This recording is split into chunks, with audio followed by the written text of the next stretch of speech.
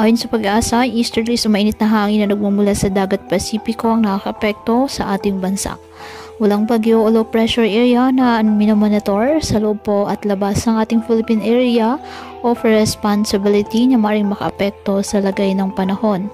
Ngayong araw, dahil po sa easterly, asahan maulap na alangitan na may kalat-kalat na pagulan at thunderstorms sa Davao Region, Sac-Sargent, BRMM, Zamboanga City at Zamboanga, Sibugay.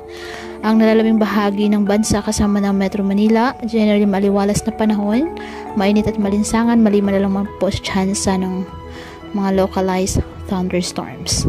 Dahil pa rin po yan sa easterlies. Kaya patuloy pa rin po natin na pinag-iingat ang ating mga kababayan sa banta pa rin ng mga posibleng pagbaha at pag-uho ng lupa, lalo na kapag may malalakas na ulan, at ugaliin po na magdala palagi ng payong o kahit anong panangga sa ulan.